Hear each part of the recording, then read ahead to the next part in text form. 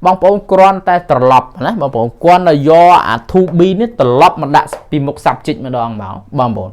do to be nè mình positive hay là negative mình subject hay plus to be mình chẳng bong bóng đó từ pe phải vô sầm nú bong bóng quan là tiên to be nó mà đã là một subject máu đã mình là một subject máu về khai thì chỉ phải vô bạn sai bạn áp phải vô sầm nú bạn này bong bóng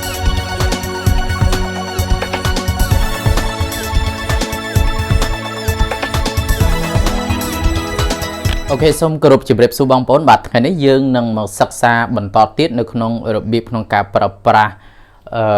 ប្រយោគដែលពីមុនក្នុងវីដេអូ clip មុនគឺខ្ញុំបានប្រៀនបងប្អូនពាក់ព័ន្ធជាមួយនឹងការប្រើប្រាស់ present progressive ដល់ចំណុច A និងចំណុច B ឥ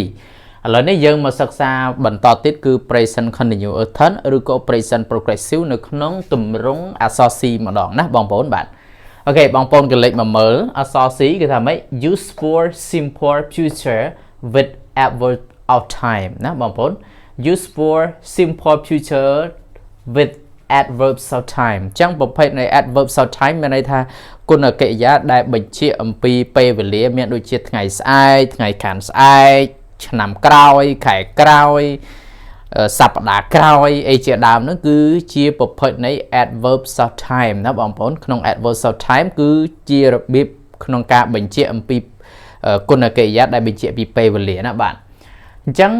ឧទាហរណ៍ណាបងប្អូន adverbs of time យ៉ាងម៉េចឧទាហរណ៍ថា I'm going to PP tomorrow ណាបាទ I'm going to PP tomorrow អញ្ចឹង tomorrow នេះគឺជាប្រភេទនៃ adverbs of time ហើយ I am going to នេះគឺជាប្រយោគ present continuous ដែលបញ្ជាក់អំពីពេលវេលាក្នុងអនាគតកាលអញ្ចឹងប្រែថាខ្ញុំនឹងណាអត់មានប្រែថាខ្ញុំកំពុងទេណាបងប្អូនខ្ញុំនឹងទៅភ្នំពេញនៅថ្ងៃស្អែក I am going to PP tomorrow ខ្ញុំនឹងទៅភ្នំពេញនៅថ្ងៃស្អែកអញ្ចឹង I am going នេះគឺជាប្រយោគ present continuous ហើយ tomorrow នេះគឺជាប្រភេទនៃប្រយោគប្រភេទនៃ adverb of time ដែលបញ្ជាក់អំពីពេលវេលាអនាគតកាលអញ្ចឹងតោះណាបងប្អូនបាទ He is coming here next week He is coming here next week គាត់នឹងមកឃើញយើងអត់ប្រែថាគាត់កំពុងមកទេប្រែថាគាត់នឹងមកទីនេះនៅសប្តាហ៍ក្រោយ next week នេះគឺជាប្រភេទនៃ adverb of time ហើយ tomorrow នេះក៏ជាប្រភេទនៃ adverb of time អញ្ចឹងគឺប្រភេទនៃការប្រើប្រាស់ present progressive ចំណុចអក្សរ C នេះគឺបញ្ជាក់អំពីពេលវេលាក្នុងអនាគតកាលតែយើងប្រើនៅក្នុងប្រយោគ present continuous ប៉ុន្តែបង្ហាញពីពេលវេលាអនាគតកាលហើយជាទូទៅនៅក្នុងការប្រើប្រាស់ present continuous ដែលបញ្ជាក់អំពី adverb of time បញ្ជាក់អំពីគុណកិរិយាដែលបញ្ជាក់ពីអនាគតកាលដោយច្រើនគឺគេប្រែថានឹងណាបងប្អូនអត់មែនប្រែថាកំពុងទេឧទាហរណ៍ថា Are you doing anything for your birthday next week តើអ្នកឯងនឹងមានគម្រោងឬក៏អ្នកឯងនឹងធ្វើអីសម្រាប់ថ្ងៃខួបកំណើតរបស់អ្នកឯងក្នុងសប្តាហ៍ក្រោយទេនឹងគឺជាសកម្មភាពមួយដែលបញ្ជាក់អំពីពេលវេលាក្នុងអនាគតកាលបាទអូខេបងប្អូនបានរៀននៅក្នុងប្រយោគ positive ទាំងអស់ហ្នឹងគឺជាប្រយោគ positive ហើយក៏ជារបៀបក្នុងការប្រើប្រាស់ present progressive នៅក្នុង positive ឥឡូវនេះបងប្អូនមកមើលក្នុងទម្រង់ negative ណាបងប្អូនទម្រង់ negative គឺវាអត់សូវខុសគ្នាអំពី positive ប្រហែលទេគាត់តែយើងដាក់ not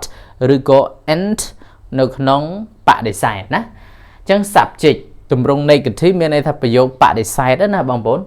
បាទអញ្ចឹង subject plus to be ឃើញណាបងប្អូន to be plus not ឬក៏ short form and ហើយ plus verb ing plus object ទៅតាមប្រភេទនៃកិរិយាសព្ទខ្លះដែលវាត្រូវការ object ទៅកិរិយាសព្ទខ្លះទៀតវាអត់ត្រូវការ object ទេអញ្ចឹង subject បងប្អូនដឹងហើយណាប្រភេទនៃ subject គឺមានន័យថាប្រធាននៃកិរិយាសព្ទមានអីខ្លះមាន I you we they he she it នេះគឺជាប្រភេទនៃ subject ណា subject ដែលខ្ញុំបង្ហាញអំបញ្ញមិញហ្នឹងគឺឲ្យឈ្មោះថា subject pronoun ណា subject pronoun ហើយវាមានដូចជាតារាសុកពិសីខេមរៈស្រីមុនអីជាដើមហ្នឹងគឺជាប្រភេទនៃ subject ដែរណាបងប្អូនអញ្ចឹង to be នៅក្នុងប្រយោគ present continuous វាមាន am is are ណា am is are am ប្រើជាមួយ I is ប្រើជាមួយ he she it ហើយ are ប្រើជាមួយនឹង you we they ណាហ hay đầm bay cô đau trong ca chăm thaประเภทในการปราบปราม UV ได้นั่นคือเราปราบปรามក្នុងលក្ខខណ្ឌបែបណាគឺបងប្អូនរៀនពី 2B នេះទៅដឹងហើយ am ប្រើជាមួយអីគេ is ប្រើជាមួយអីគេ are ប្រើជាមួយគេតារានឹងសុខវិស័យណាជាប្រភេទនៃ subject plural ឲ្យឈ្មោះថា plural subject គឺយើងត្រូវប្រើជាមួយនឹង are បាទឧទាហរណ៍ណា he is not listening to radio ណា he is not listening to radio ចឹង he នេះដើរតួជា subject តោះណាបងប្អូនហើយ is ហ្នឹងគឺ verb to be ឃើញទេ verb to be របស់វានេះ not ឃើញទេបងប្អូន not ឬក៏យើងដាក់ he isn't ក៏បានដែរណាបងប្អូន isn't short form ណាចឹង he is not listening listen សព្ទដើមរបស់វាគឺ listen ដល់ទៅពេល verb ing បងប្អូនត្រូវថែម ing មក listening ណា listening to radio or to listen to ណា listen to something ណា listen to someone listen to something ណា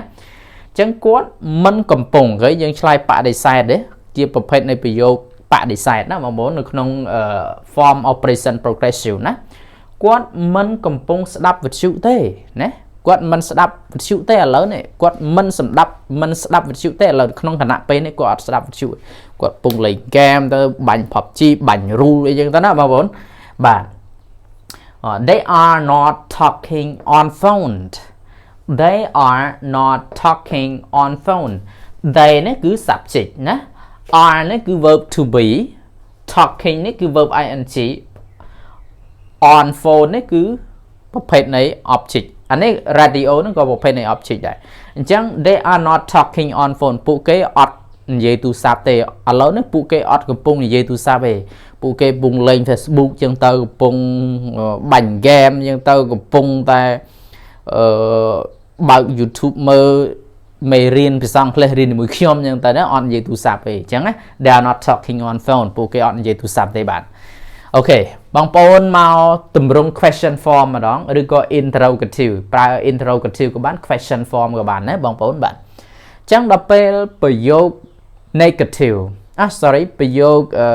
question ឬក៏ប្រយោគ interrogative ប្រយោគសំណួរបងប្អូនគ្រាន់តែត្រឡប់ណាបងប្អូនគ្រាន់តែយកអា to be នេះត្រឡប់មកដាក់ពីមុខ subject ម្ដងមកបងប្អូនយកអា to be នេះមិន positive ហើយនឹង negative មិន subject ហើយផ្លាស់ to be មិនចឹងបងប្អូនដល់ទៅពេលប្រយោគសំណួរបងប្អូនគ្រាន់តែទាញអា to be នឹងមកដាក់នៅមុខ subject មកដាក់នៅមុខ subject មកវាคล้ายទៅជាប្រយោគបដិសេធបាទប្រយោគសំណួរបាទហើយបងប្អូនបាទ to be plus subject plus verb ing plus object ហើយ plus question mark មួយទៀតបាទខ្ញុំភ្លេចដាក់ឲ្យបាទ plus question mark មួយទៀតមកបាទឧទាហរណ៍ណា are you drinking wine ឃើញ are នេះបងប្អូន are នេះគឺជាប្រយោគ to be you នេះគឺជា subject ណា verb ing នេះគឺ drinking នេះគឺជា verb ing wine នេះគឺជា object ហើយបូក question mark នេះបងប្អូនឃើញទេអញ្ចឹង are you drinking wine are you drinking wine តើអ្នកឯងកំពុងផឹកស្រាទំពាំងបាយជូរ wine នេះស្រាប្រភេទស្រាគេថ្លៃណាបងប្អូនបាទ is he running to school is he running to school ឃើញ is នេះ verb to be ហ៎បងប្អូន is he នេះគឺ subject running គឺ verb ing to school ហ្នឹងគឺជាប្រភេទនៃ clear ដែលវាភ្ជាប់មកណា is he running to school តើគាត់កំពុងរត់ទៅសាលារៀនគាត់ជិះកង់អត់ជិះម៉ូតូដល់ម៉ោងពងលេងហ្គេមជក់យប់មិញដេកហ្នឹងទៅភ្ញាក់ឡើងមើលម៉ោងដល់ម៉ោងទៅរៀនរត់រាវទៅបណ្ដោយអញ្ចឹង is he running to school តើគាត់កំពុងតែរត់ទៅសាលារៀនឃើញ running ជា verb ing បងប្អូនហើយ is ហ្នឹងគឺជា verb to be បងប្អូនបាទis it raining right now